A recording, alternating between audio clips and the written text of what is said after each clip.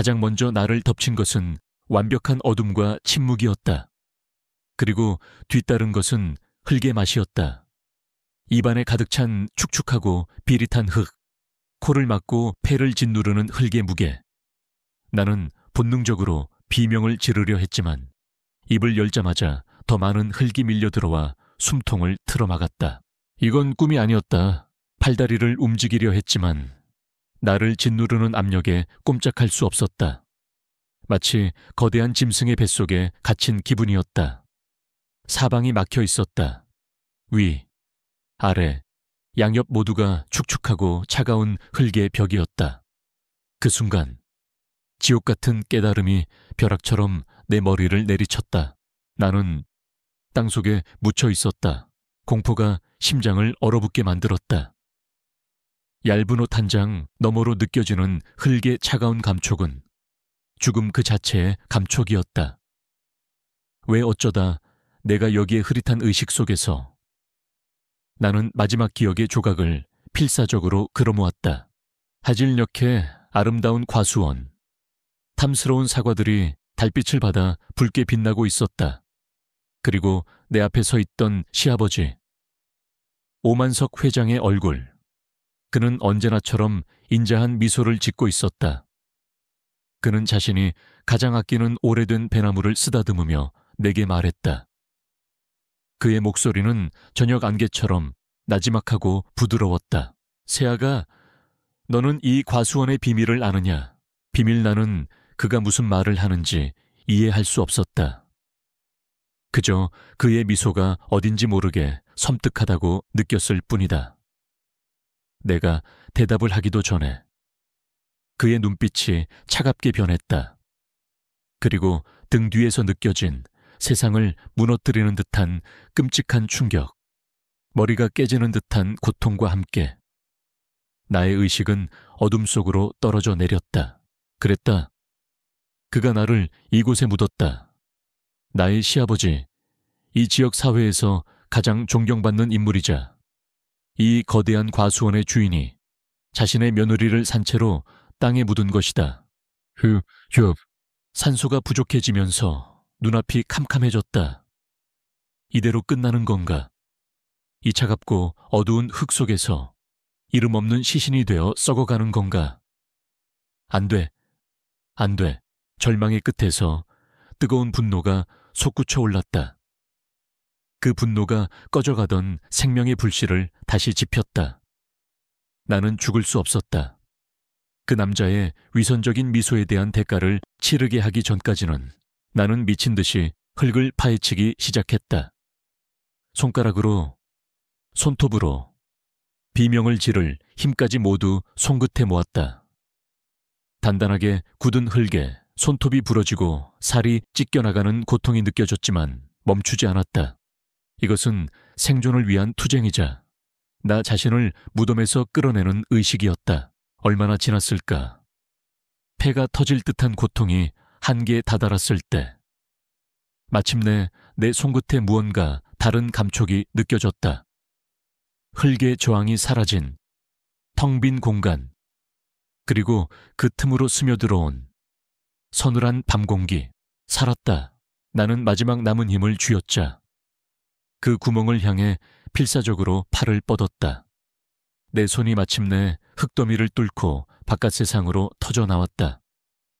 나는 미친 듯이 구멍을 넓혀 머리를, 어깨를, 그리고 마침내 온몸을 땅밖으로 끌어냈다. 교헉콜록, 콜록하하. 나는 땅 위에 엎드린 채 탐욕스럽게 공기를 들이마셨다. 신선한 밤 공기가 폐 속으로 들어오자 찢어질 듯한 고통과 함께 살아있다는 황홀감이 온몸으로 퍼져나갔다. 나는 한참 동안 땅에 얼굴을 묻은 채 거친 숨을 몰아쉬었다. 정신을 차리고 고개를 들었을 때 내 눈에 들어온 것은 내가 사랑했던 바로 그 과수원의 풍경이었다. 달빛 아래 수천 그루의 과일나무들이 그림자처럼 끝없이 펼쳐져 있었다. 아름답고 평화로운 모습. 하지만 이제 내게 이곳은 더 이상 천국이 아니었다. 나는 비틀거리며 일어나 내가 기어나온 구멍을 내려다보았다. 나의 무덤 그 주변으로 비슷한 모양으로 미세하게 흙이 파헤쳐진 흔적들이 수없이 널려 있었다. 그 순간 나는 깨달았다. 이 과수원의 진짜 비밀을. 이 아름다운 땅은 과일을 키우는 옥토가 아니었다. 이곳은 오만석의 비밀을 먹고 자라는 거대한 무덤이었다. 나는 온몸을 부들부들 떨었다. 그것은 추위 때문이 아니었다. 인간의 상상을 초월하는 악에 대한 전율, 그리고 내 안에서 용암처럼 들끓기 시작하는 증오 때문이었다. 오만석, 당신은 나를 이 신성한 땅에 묻으려 했지. 당신의 비밀과 함께. 하지만 당신이 묻은 건 내가 아니었어. 당신이 애지중지 가꾸어 온 이 천국을 송두리째 불태워버릴 지옥의 악마를 심은 거지. 나는 내 무덤 위에 서서 달빛을 받고 서 있는 과수원을 노려보았다. 내가 당신의 천국을 지옥으로 만들어주마. 나의 목소리는 방공기 속에서 차갑고 단단하게 울려 퍼졌다. 그것은 나의 부활을 알리는 신호탄이자 한 남자의 파멸을 예고하는 저주였다. 과수원을 벗어나 나는 밤새도록 달렸다.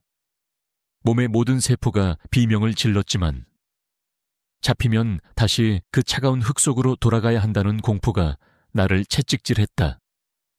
동이틀 무렵 나는 과수원 경계 너머 수녀는 좋게 버려진 듯한 낡은 산지기 오두막을 발견했다. 그곳은 나의 임시 피난처가 되어주었다. 나는 삐걱거리는 나무 바닥에 쓰러져 찢어진 상처에서 흐르는 피를 더러운 천 조각으로 닦아냈다. 육체의 고통보다 더 지독한 것은 산산조각 난 기억들이 만들어내는 정신의 고통이었다. 낡은 오두막의 어둠 속에서 내가 가족이라 불렀던 그곳에서의 시간들이 주마등처럼 스쳐 지나갔다. 아름다웠던 시작, 그리고 끔찍했던 진실. 식물학자이자 조경 전문가였던 내가 없이 집안의 며느리가 된 것은 운명 같은 사랑이 아니었다. 그것은 나의 남편, 오진우의 순수한 열정 때문이었다. 그는 아버지를 닮지 않은 선하고 유약한 남자였다. 그는 나의 전문 지식을 존경했고 자신이 물려받을 오성농원을 대한민국 최고의 친환경 과수원으로 만들고 싶다는 꿈을 유했다. 나는 그의 꿈에 동참하기로 결심했고 기꺼이 그의 아내가 되어 그 지옥의 낙원으로 걸어 들어갔다. 처음에는 모든 것이 완벽했다. 수만 평의 땅에 펼쳐진 과수원은 식물학자인 내게는 천국과 같았다. 시아버지 오만석 회장은 언제나 인자한 미소로 나를 맞았다. 그는 나의 지식을 높이 사며 네가 우리 집안에 복덩이로 굴러 들어왔구나라며 칭찬을 아끼지 않았다. 그는 흙을 사랑하는 순수한 농부처럼 보였다. 나는 그를 진심으로 존경했다. 하지만 시간이 흐르면서 나는 그 완벽한 낙원 뒤에 숨겨진 미묘한 균열들을 발견하기 시작했다. 남편 진우는 유독 과수원의 북쪽 끝, 오래된 배나무들이 자라는 구역에 가는 것을 병적으로 두려워했다. 그는 그곳을 나쁜 땅이라고 불렀다. 이유를 물으면 그는 그저 어릴 때부터 할아버지가 못 가게 했어. 그냥 기운이 안 좋은 곳이야라며 얼버무릴 뿐이었다. 이상한 점은 그뿐만이 아니었다. 장마가 지나간 후면 그 나쁜 땅 근처에서 역겨운 냄새가 희미하게 풍겨왔다. 진우는 거름이 썩는 냄새겠지라며 대수롭지 않게 넘겼지만 나의 코는 그것이 단순한 유기질 비료의 냄새가 아니라는 것을 알고 있었다. 무엇보다 나를 의심하게 만든 것은 식물학자로서의 나의 전문적인 지식이었다. 그 나쁜 땅의 나무들은 이상할 정도로 생장 속도가 빠르고 그 열매는 비정상적으로 크고 달았다.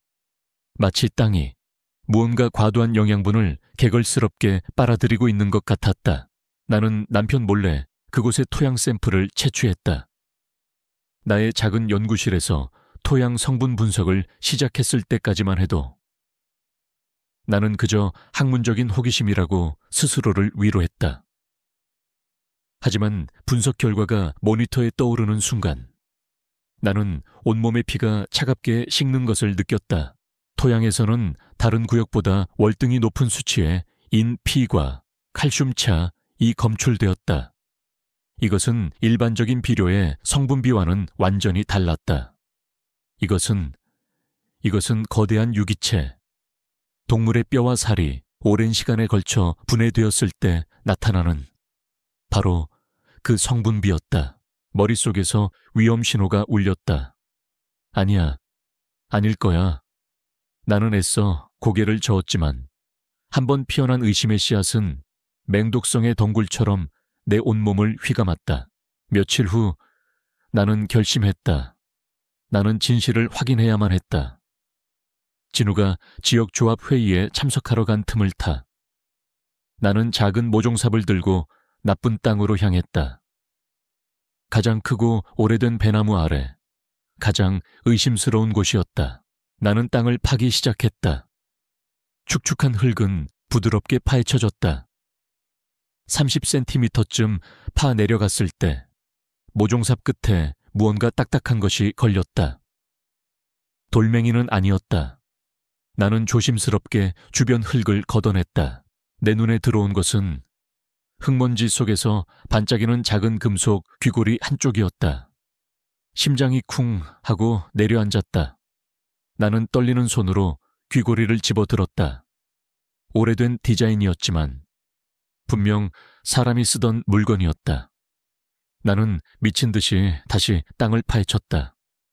그리고 마침내 그것을 발견했다. 하얗고 가느다란 뼈. 의심의 여지가 없었다. 그것은 동물의 뼈가 아니었다. 가늘고 긴 모양, 미세한 관절의 형태. 그것은 사람의 손가락뼈였다. 아, 나는 비명도 지르지 못했다. 나는 그 자리에 주저앉아 손에 들린 뼈 조각을 망연자실하게 바라보았다. 모든 퍼즐 조각이 맞춰졌다. 남편의 공포, 역겨운 냄새, 비정상적인 나무의 성장, 그리고 토양의 성분, 이 과수원의 비밀.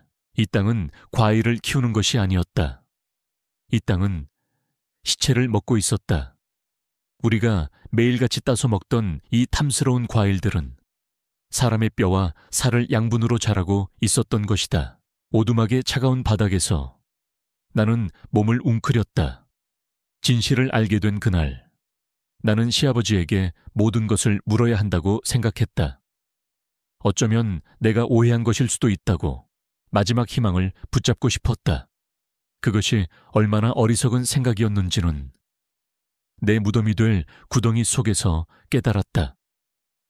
그는 내가 진실을 알게 되자 나 역시 그의 다음 걸음으로 만들 작정이었던 것이다. 상처의 고통이 무뎌지면서 그 자리를 다른 감정이 채우기 시작했다. 그것은 슬픔도 공포도 아니었다. 그것은 내 영혼의 가장 깊은 곳에서부터 끓어오르는 차갑고 단단한 증오였다. 그는 나를 죽이려 했다. 하지만 그는 실수를 저질렀다. 그는 식물학자를 적으로 돌렸다.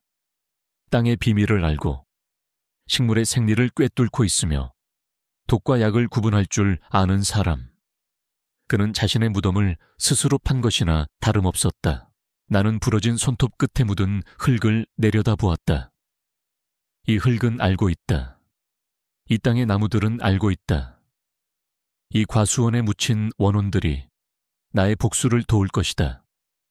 나는 더 이상 이곳의 희생양이 아니다. 나는 이 땅의 분노를 대변할 복수의 화신이다. 낡은 오두막에서 보낸 며칠은 내 안에 남아있던 마지막 연약함을 재로 만드는 시간이었다. 육체의 상처는 조금씩 아물었지만 영혼에 새겨진 상처는 더욱 선명한 분노의 낙인이 되어갔다. 나는 내가 기어나왔던 그 무덤의 흙을 그리고 그 안에서 함께 발견했던 작은 뼈 조각을 가만히 내려다보았다. 이것은 이름 모를 희생자의 유해이자 나의 복수를 향한 이정표였다. 처음에는 경찰에 신고해야 한다고 생각했다. 법의 심판을 받게 해야 한다고. 하지만 그 생각은 곧 쓴웃음과 함께 사라졌다. 오만석, 그는 이 지역의 왕이었다. 지역 경찰, 군수, 지역 언론사까지 그의 손아귀에 있었다. 내가 이 뼈조각 하나를 들고 경찰서에 찾아간다면 어떻게 될까? 그들은 나를 남편과 시아버지를 모함하려는 정신 나간 여자로 몰아갈 것이고, 나는 증거 불충분으로 풀려난 그의 손에 이번에야말로 완벽하게 살해당할 것이다. 법은 그를 심판할 수 없었다. 그렇다면 내가 직접 그의 심판자가 되어야 했다. 나는 복수를 결심했다. 하지만 나의 복수는 칼이나 총으로 이루어지지 않을 터였다. 그것은 너무나 빠르고 자비로운 방법이었다. 나는 그가 내게 주었던 것과 똑같은 고통, 즉 서서히 숨통이 조여오는 공포와 완전한 고립감을 안겨줄 것이다. 나는 낡은 창문 틈으로 달빛 아래 펼쳐진 오성농원을 바라보았다. 한때는 나의 천국이었던 곳, 하지만 이제 그곳은 나의 무기이자 복수의 무대였다. 나는 식물학자다. 나는 흙의 언어를 알고 식물의 비밀을 아는 사람이다. 오만석은 땅에 시체를 심어 달콤한 열매를 거두었다. 그렇다면 나는 그의 땅의 복수라는 이름의 맹독성 씨앗을 심을 것이다. 나의 계획은 그의 몸이 아닌 그의 정신을 먼저 파괴하는 것이었다. 그가 가장 신성하게 여기는 그 땅이 그를 저주하고 공격하고 있다는 믿음을 심어주는 것. 그가 묻어버린 원혼들이 되살아나 그의 목을 조르고 있다는 공포를 느끼게 하는 것. 그가 스스로 미쳐서 제 입으로 모든 죄를 실토하게 만드는 것. 그것이 나의 복수 시나리오였다. 이를 위해서는 두 가지가 필요했다.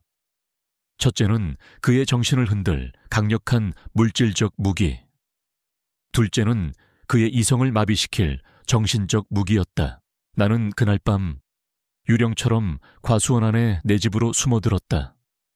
남편과 시아버지는 내가 죽었다고 확신하고 있었기에 집은 비어 있었다.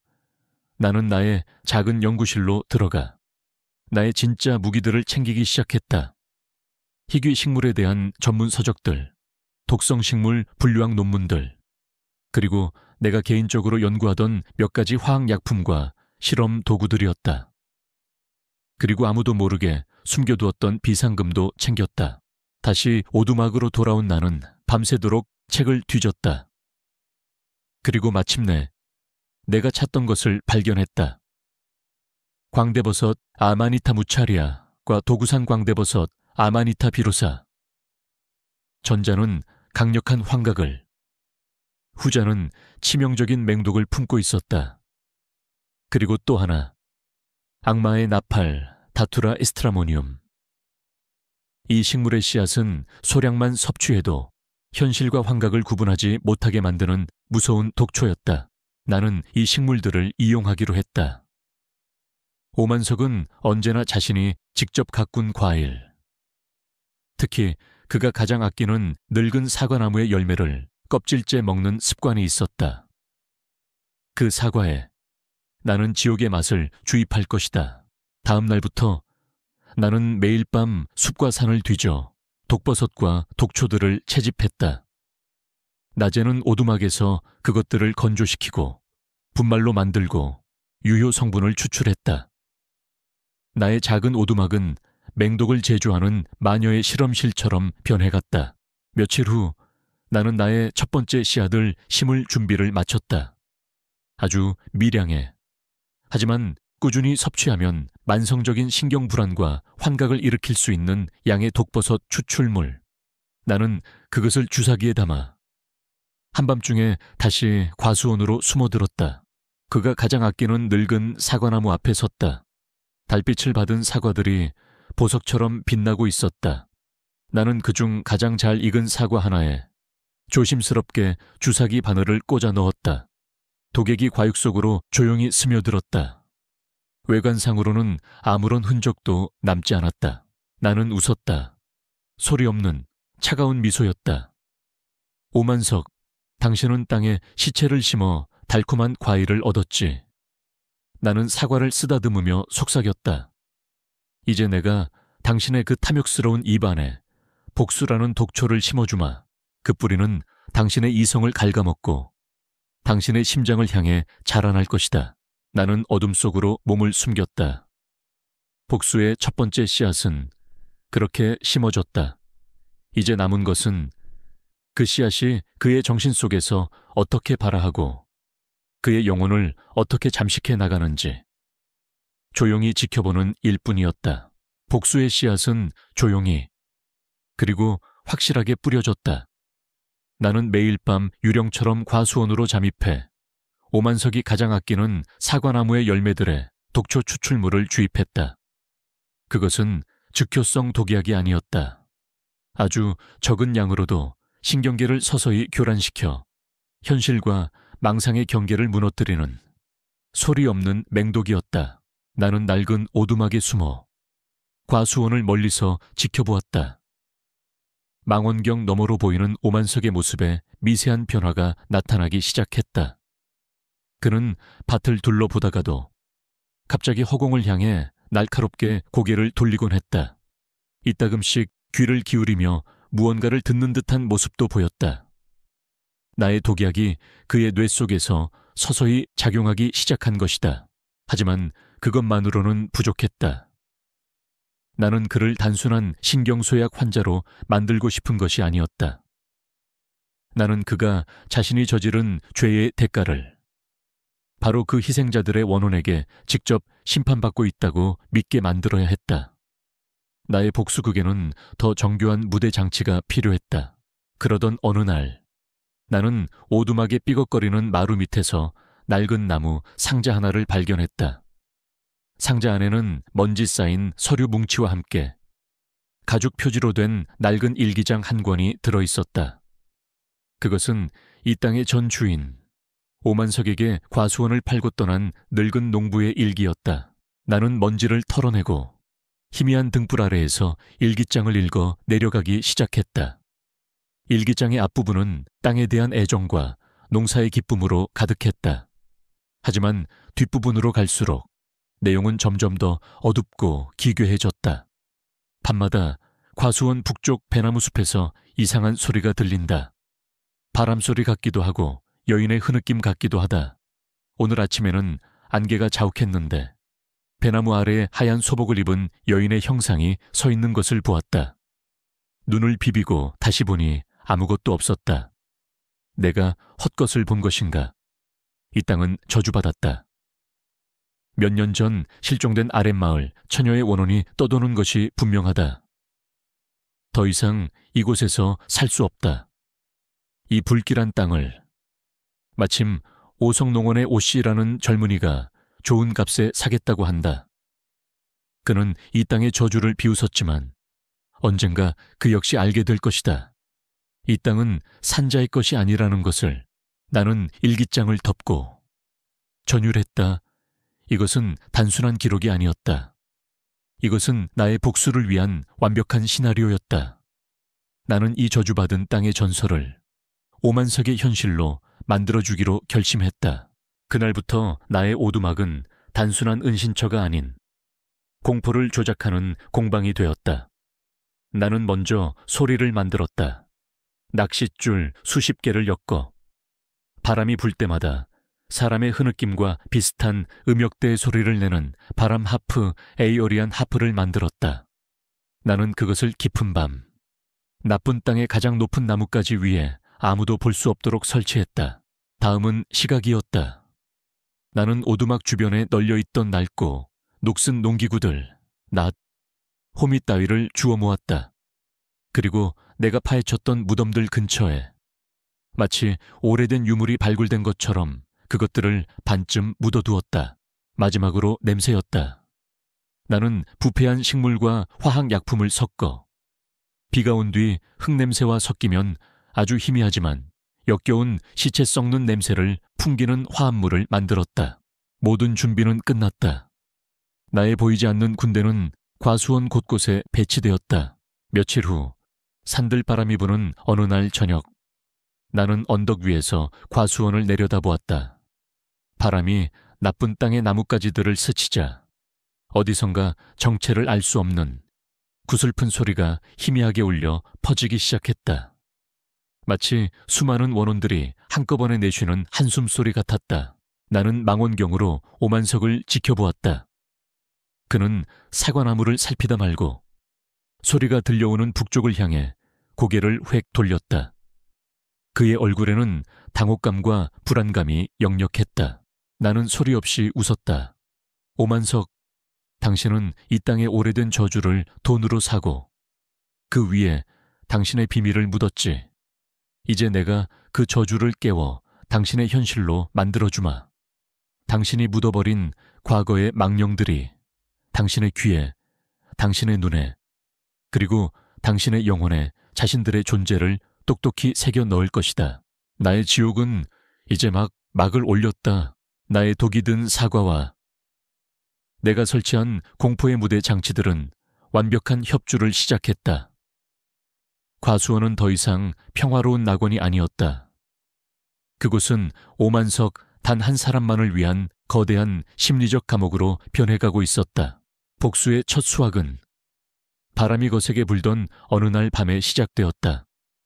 내가 나쁜 땅의 나뭇가지에 설치해둔 바람 하프가 밤새도록 귀곡성 같은 소리를 만들어냈다. 나는 오두막의 낡은 창문 틈으로 잠옷 바람으로 엽총을 들고 집 밖으로 뛰쳐나온 오만석을 지켜보았다. 그는 잔뜩 겁에 질린 얼굴로 어둠 속을 두리번거리며 어떤 놈이야 나와 라고 소리쳤다. 그의 눈에는 짐승 같은 경계심과 함께 설명할 수 없는 현상에 대한 원초적인 공포가 서려 있었다. 그날 이후 나의 공격은 더욱 집요하고 정교해졌다. 나는 그의 생활 패턴을 완벽하게 꿰뚫고 있었다. 그는 매일 아침 동이 트기 무섭게 과수원으로 나와 자신이 가장 아끼는 늙은 사과나무로 향했다. 그리고 그 자리에서 밤사이 이슬을 머금은 사과 하나를 따서 먹는 것으로 하루를 시작했다. 그것은 그에게 일종의 의식과도 같았다. 나는 그 신성한 의식을 그의 영혼을 좀먹는 저주의 의식으로 바꾸어 놓았다. 나는 매일 밤 그가 내일 아침에 먹을 법한 가장 탐스러운 사과에 환각 성분이 담긴 독액을 주입했다. 아주 적은 양이라서 그의 몸은 서서히 중독되어 갔다. 며칠 후 독의 효과가 나타나기 시작했다. 망원경 너머로 보이는 그의 모습은 눈에 띄게 불안정해졌다. 그는 과수원을 걷다가도 마치 누군가 자신의 이름을 부른 것처럼 휙 뒤를 돌아보았다. 그는 나뭇가지의 그림자가 길게 늘어지는 것을 보고 마치 사람이 서 있는 것처럼 착각하고 쏘스라치게 놀랐다. 내가 주입한 독은 그의 시신경을 교란하고 그의 죄책감을 자극하여 죽은 자들의 환영을 만들어내고 있었다. 나는 여기서 멈추지 않고 그의 공포를 더욱 구체적인 형태로 빚어나가기 시작했다. 비가 추적추적 내리던 어느 날 오후였다. 나는 그가 가장 자주 쉬는 과수원이 한눈에 내려다 보이는 언덕의 정자 근처에 내가 발굴했던 낡은 유물 중 하나인 녹슨 비녀를 몰래 놓아두었다. 잠시 후 일을 마친 그가 정지에 앉아 담배를 피우기 시작했다. 그의 시선이 무심코 땅에 떨어진 비녀에 닿았다. 그는 처음에는 무시하려 했지만 이내 참을 수 없는 호기심에 비녀를 집어들었다. 나는 망원경으로 그의 얼굴을 지켜보았다. 그의 얼굴이 하얗게 질려갔다. 어쩌면 저 비녀는 그가 잊고 있던 어느 희생자의 것인지도 몰랐다. 그는 겁에 질린 표정으로 주위를 두리번거리더니 마치 뜨거운 것을 만진 것처럼 비녀를 던져버리고 황급히 자리를 떴다. 그의 아들 진우와 과수원 인부들 역시 그의 이상한 행동을 눈치채기 시작했다. 그는 작은 일에도 버럭 화를 냈고 밤에는 잠을 자지 못한 채 술을 마셨다. 이따금씩 아무도 없는 과수원을 향해 혼잣말을 하기도 했다. 나는 이 모든 과정을 차가운 눈으로 관찰하고 기록했다. 이것은 나의 끔찍한 실험이었다. 독의 종류와 양, 공포를 유발하는 장치의 종류와 타이밍에 따라 한 인간의 이성이 어떻게 무너져 내리는지를 지켜보는 실험. 나는 더 이상 그의 희생자가 아니었다. 나는 그의 정신을 해부하고 그의 영혼을 조종하는 냉혹한 과학자였다. 나의 복수극이 절정에 달한 것은 보름달이 유난히 밝게 뜬 어느 날 밤이었다. 그날 밤, 나는 내가 가진 환각제 중 가장 강력한 것을 사용했다. 그리고 그가 잠든 사이, 그의 침실 창가에 내가 발견했던 희생자의 유품 중 하나인 낡은 헝겊 인형을 매달아 놓았다. 새벽녘, 약 기운에 취해 잠에서 깬 그는 창가에 매달려 달빛을 받아 흔들리는 인형을 보고 기겁했다. 그의 눈에는 그것이 단순한 인형이 아니었다. 그것은 목을 매단 어린아이의 시체, 그가 묻어버린 어느 과거의 망령이었을 것이다. 아, 그의 비명은 고요한 새벽의 과수원 전체에 울려 퍼졌다. 그는 미친 사람처럼 집 밖으로 뛰쳐나왔다. 그리고 그는 곧장 나쁜 땅으로, 그가 시체들을 묻었던 그곳으로 달려갔다. 그는 오래된 배나무 아래에 주저앉아 땅을 파헤치기 시작했다. 맨손으로. 그는 울부짖으며 아무도 없는 허공을 향해 빌고 있었다. 잘못했다. 내가 잘못했다. 제발, 제발 나 좀 그만 괴롭혀. 나는 어둠 속에서 그 모습을 지켜보았다. 한때는 이 지역의 왕으로 군림했던 오만한 남자가 자신의 죄가 만들어낸 환영 앞에서 무릎 꿇고 용서를 비는 비참한 모습을 나는 차가운 미소를 지었다. 공포의 씨앗은 이제 그의 영혼 속에서 완벽하게 뿌리를 내렸다. 나의 첫 번째 수학은 성공적이었다. 지난밤 오만석이 자신의 무덤 앞에서 벌인 광란의 쇼는 나의 복수극 2막을 여는 완벽한 서곡이었다. 그의 비명소리를 들은 아들 진우와 몇몇 인부들이 달려나왔고 그들은 맨손으로 땅을 파헤치며 허공에 대고 용서를 비는 그를 목격했다. 그 사건은 걷잡을 수 없는 소문의 불씨가 되었다. 나는 그 불씨를 거대한 화재로 키우기로 결심했다. 이제 그의 정신을 갉아먹는 것을 넘어 그가 평생에 걸쳐 쌓아 올린 존경받는 지역 유지라는 허울뿐인 명성을 파괴할 차례였다. 나는 루나라는 익명의 필명으로 지역 주민들이 가장 많이 이용하는 온라인 커뮤니티와 SNS 그룹에 글을 올리기 시작했다. 나는 내가 발견했던 이 땅의 전 주인이 남긴 낡은 일기장의 내용을 각색하여 마치 오래전부터 이 지역에 내려오는 전설인 것처럼 꾸며냈다. 제목 혹시 오성농원의 저주에 대해 들어보셨나요? 제가 어릴 적 할머니께 들은 이야기입니다. 지금의 오성농원 자리는 과거에 억울하게 죽은 처녀의 원혼이 떠도는 곳이었다고 합니다.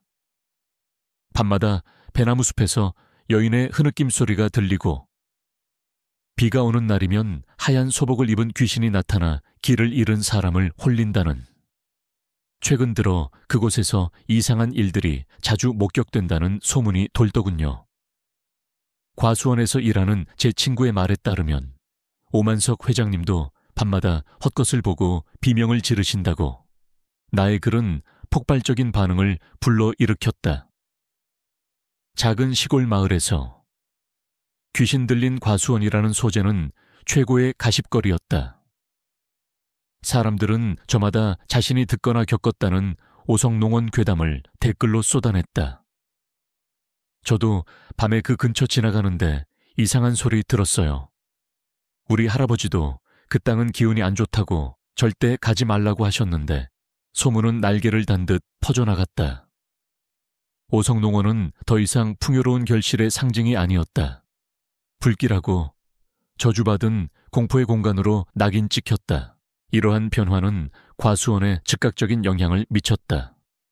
인부들은 나쁜 땅 근처에서 일하기를 꺼렸고 해가 지면 귀신이라도 본 것처럼 도망치듯 퇴근했다. 몇몇은 아예 일을 그만두었다. 곧 다가올 수학기에 일손이 부족해진 오만석은 애가 탔다. 그는 인부들을 모아놓고 헛소문을 믿지 말라며 고함을 치고 위협했다. 하지만 그의 핏발선 눈과 신경질적인 태도는 오히려 소문이 사실이라는 확신만 심어줄 뿐이었다.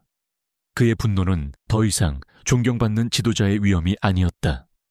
무언가를 필사적으로 감추려는 자의 발악으로 비쳤다. 가장 극적인 변화는 오만석 그 자신에게서 일어났다.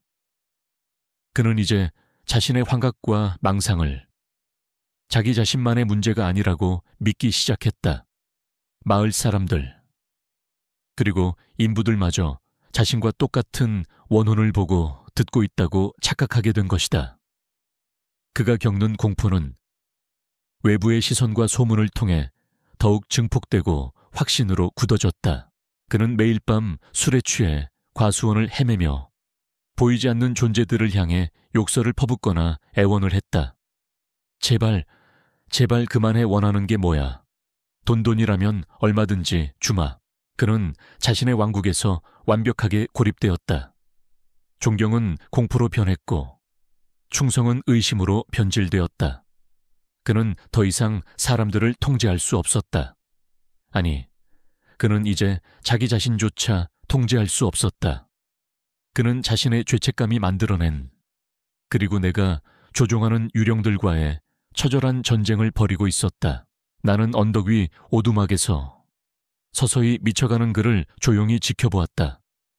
한때는 나를 벌레처럼 짓밟았던 절대적인 권력자가 이제는 보이지 않는 공포 앞에서 비참하게 무너져 내리고 있었다. 나는 나의 익명 블로그에 새로운 글을 올렸다. 오성농원 미스터리, 그 진실을 파헤치다. 나는 일기장의 내용을 바탕으로 수십 년 전 이 지역에서 있었던 미제 실종 사건들과 과수원의 저주를 교묘하게 엮어 한 편의 탐사보도 기사처럼 작성했다. 이 글은 지역 커뮤니티를 넘어 전국의 미스터리 동호회와 오컬트 포럼으로 퍼져나가기 시작했다. 나는 더 큰 덫을 놓았다. 이제 이 작은 시골 마을에 귀신 소동에 외부의 시선을 끌어들일 차례였다. 진실을 파헤친다는 명분 아래 그의 무덤을 대중에게 공개할 시간이 다가오고 있었다. 나는 노트북 화면에 떠있는 오만석의 사진을 보며 나지막이 속삭였다. 사람들이 당신을 우러러보던 그 존경심, 이제 그것을 공포로 바꾸어 당신을 완벽하게 고립시켰지. 왕좌에 앉은 채 홀로 미쳐가는 기분이 어떨까? 오만석, 그의 지옥에는 아직 더 깊은 바닥이 남아있었다. 오만석의 광기는 이제 과수원의 담장을 넘어 온 마을의 공포가 되었다. 내가 인터넷에 뿌려놓은 오성농원의 저주는 사람들의 입을 타고 돌며 점점 더 살이 붙어 거대한 괴담으로 부풀어 올랐다. 이제 무대는 완벽하게 준비되었다. 나는 이 작은 시골 마을의 심령소동을 전국적인 사건으로 키울 마지막 한 수를 두기로 결심했다. 나는 외부의 시선, 즉 언론이라는 가장 강력한 돋보기를 끌어들이기로 했다.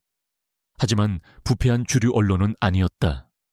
내게 필요한 것은 젊고 야심 넘치며 초자연적인 미스터리 사건을 전문적으로 파헤치는 온라인 탐사보도 채널이었다. 나는 추적 X라는 유튜브 채널을 선택했다.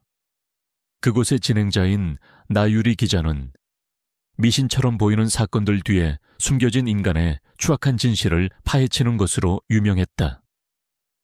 그녀라면 이 과수원의 저주 뒤에 가려진 끔찍한 범죄의 냄새를 분명히 맡을 수 있을 터였다. 나는 루나의 이름으로 나유리 기자에게 익명의 제보 이메일을 보냈다. 제목 수십 년간 이어진 미제 실종 사건과 저주받은 과수원, 그 진실을 추적해 주십시오. 나는 메일에 내가 쓴 블로그 포스팅 링크와 함께 낡은 일기장의 가장 결정적인 부분들을 스캔하여 첨부했다.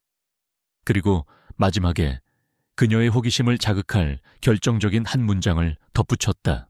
과수원의 주인 오만석 회장은 현재 자신이 묻어버린 희생자들의 원혼에 시달리며 미쳐가고 있습니다. 진실이 밝혀질 시간이 얼마 남지 않았습니다. 부디 그들의 목소리를 세상에 전해 주십시오. 며칠 후 나의 예감은 적중했다. 검은색 승합차 한 대가 조용한 우리 마을로 들어섰다. 추적 X의 로고가 선명한 차였다. 나유리 기자와 그녀의 촬영팀이 도착한 것이다. 나는 오두막에 몸을 숨긴 채 그들의 모든 움직임을 지켜보았다. 그녀는 프로였다. 그녀는 먼저 마을 회관을 찾아가 노인들을 인터뷰하며 이 땅의 오래된 전설과 수십 년 전의 미제 실종 사건들에 대한 증언을 수집했다. 그녀는 과수원에서 도망쳐 나온 인부들을 수소문하여 오만석의 기이한 행동에 대한 생생한 증언들을 카메라에 담았다. 회장님이 밤마다 헛것을 보고 소리를 질러요. 얼마 전에는 맨손으로 땅을 파면서 누구한테인지 계속 잘못했다고 빌더라고요.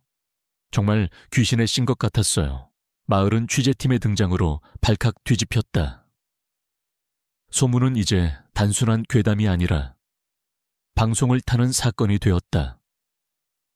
오만석은 자신의 왕국에 들이닥친 이방인들에게 극도의 분노를 표출했다.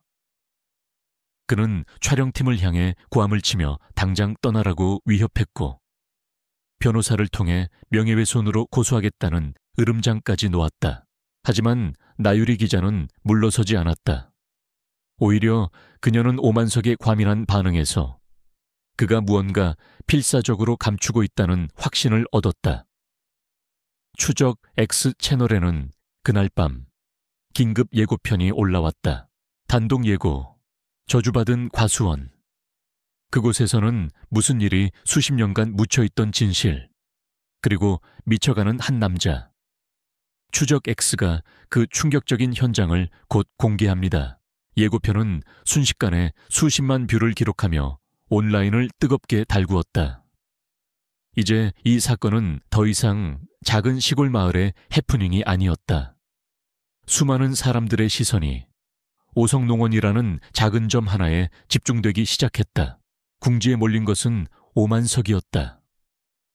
그가 계속해서 취재를 거부한다면 그것은 곧 자신이 떳떳하지 못하다는 것을 인정하는 꼴이었다. 여론은 급속도로 그에게 불리하게 돌아가고 있었다. 결국 그는 이 모든 것이 악의적인 헛소문이라는 것을 증명하기 위해 정면 돌파를 선택했다. 그는 추적 X의 단독 인터뷰에 응하기로 결정했다. 인터뷰 소식이 알려지자 나는 웃었다. 덫은 완벽하게 놓였다. 맹수는 이제 스스로 덫 안으로 걸어 들어오고 있었다. 카메라 앞에서 수많은 시청자들이 지켜보는 앞에서 그는 자신의 결백을 증명해야만 했다. 나는 창밖의 과수원을 내려다보았다.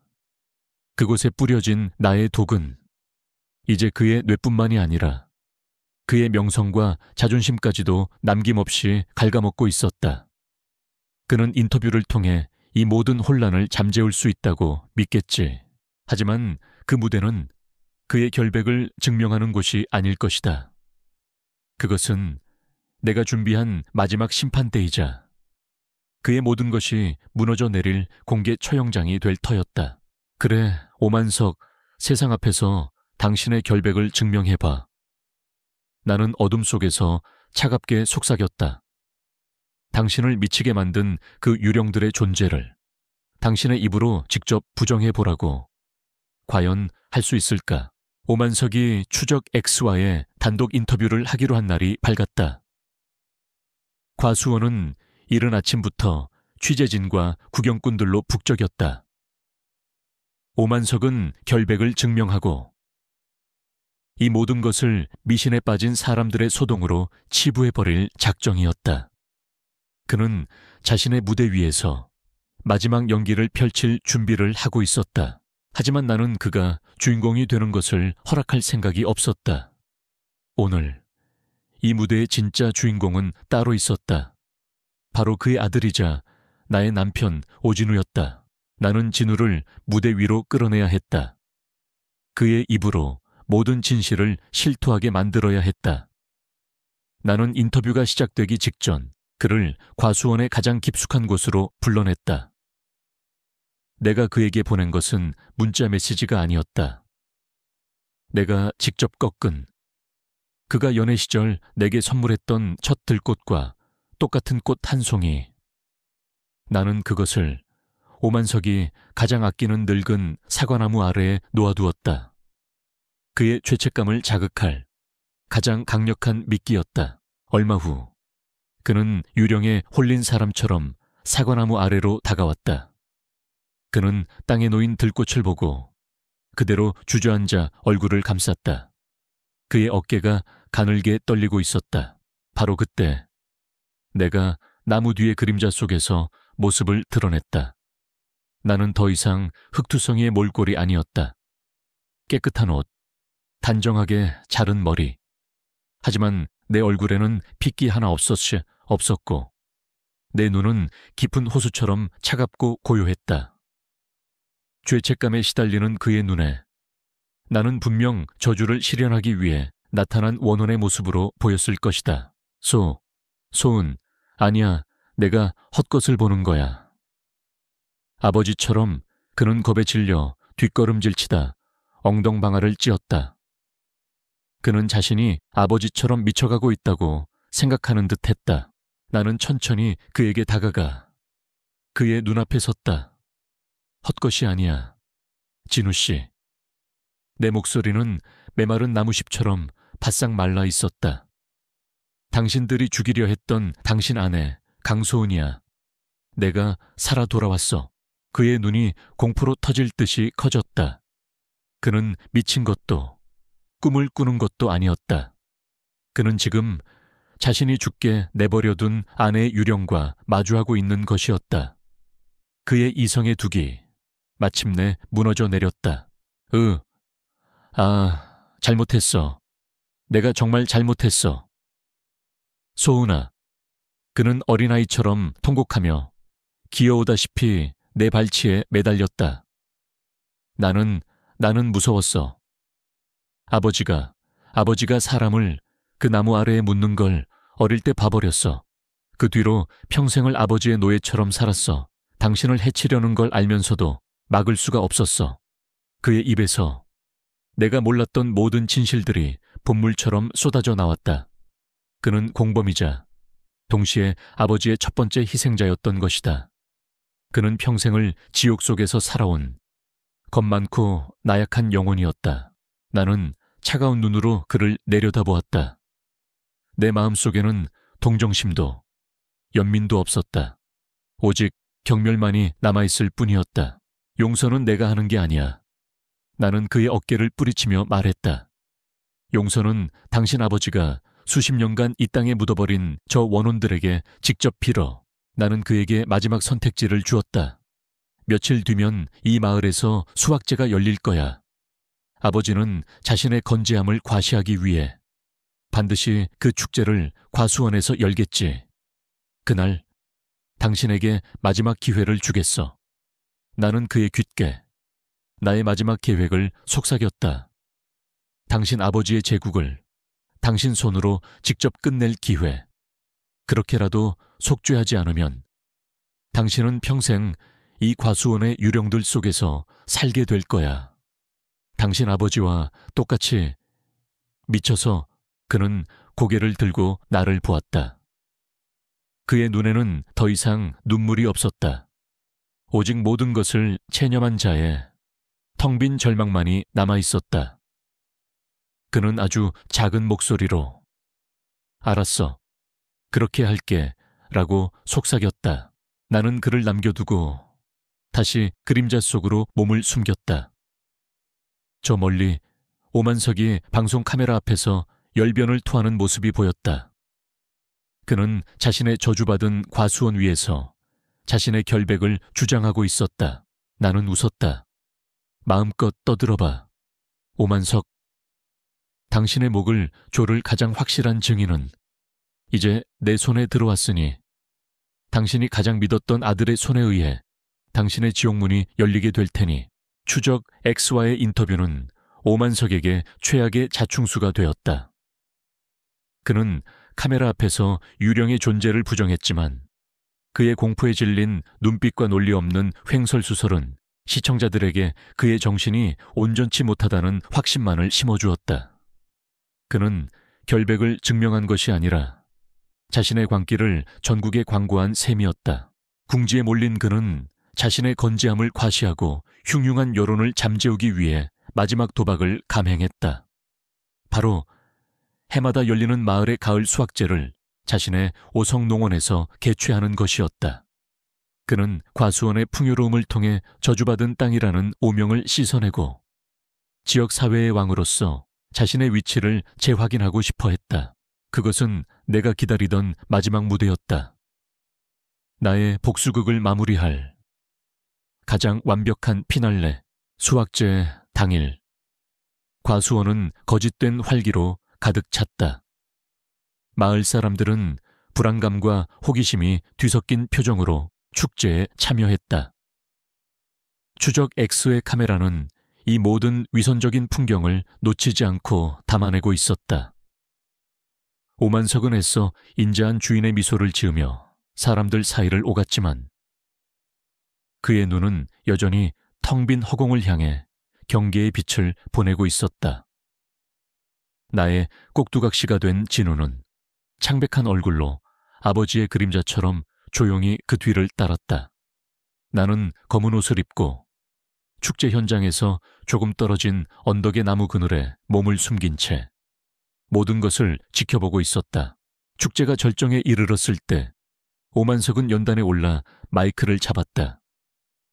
그는 쩌렁쩌렁한 목소리로 자신의 과수원이 얼마나 축복받은 땅인지를 역설하며 불순한 세력의 헛소문에 흔들리지 않는 마을의 당열을 호소했다. 그의 연설이 끝나자 사람들은 마지못해 박수를 쳤다. 바로 그 순간이었다. 내가 기다리던 하늘의 신호가 시작되었다. 맑았던 하늘이 갑자기 어두워지더니 장대 같은 가을비가 쏟아져 내리기 시작했다. 축제는 순식간에 아수라장이 되었다. 사람들은 비명을 지르며 비를 피할 곳을 찾아 흩어졌다. 그리고 땅이 울기 시작했다. 며칠 전 나는 밤을 틈타 나쁜 땅의 가장 가파른 경사면으로 가 집안을 약화시키는 작업을 해두었다. 곧 쏟아질 가을비를 계산한 나의 마지막 함정이었다. 빗물을 머금어 한계에 다다른 흙더미가 마침내 그 무게를 이기지 못하고 무너져 내리기 시작한 것이다. 구르르릉. 천지를 뒤흔드는 굉음과 함께 북쪽 언덕에서 거대한 산사태가 발생했다. 나무와 바위, 그리고 붉은 흙더미가 무서운 기세로 축제 현장 근처까지 쏟아져 내렸다. 사람들은 공포에 질려 비명을 질렀다. 잠시 후 산사태가 멎었다. 빗줄기 속에서 사람들은 경악스러운 광경을 목격했다. 쏟아져 내린 흙더미 속에서 하얀 무언가들이 모습을 드러내기 시작한 것이다. 빗물에 씻겨 내려간 흙 사이로 그것들은 흉측한 모습을 드러냈다. 사람의 두개골, 갈비뼈, 어지럽게 엉킨 팔다리뼈, 과수원의 비밀이 마침내 그 끔찍한 맨얼굴을 세상에 드러낸 순간이었다. 모두가 충격과 공포로 얼어붙은 그 순간 나의 꼭두각시가 움직였다. 오진우가 빗속으로 비틀거리며 걸어 나왔다. 그는 무너져 내린 언덕, 즉 자신의 어머니와 이름 모를 희생자들이 묻혀있던 그 무덤을 향해 무릎을 꿇었다. 그리고 찢어지는 듯한 목소리로 울부짖었다. 저것이 이 과수원의 비밀입니다. 저주가 아니에요. 우리 아버지가 수십 년간 저지른 살인입니다.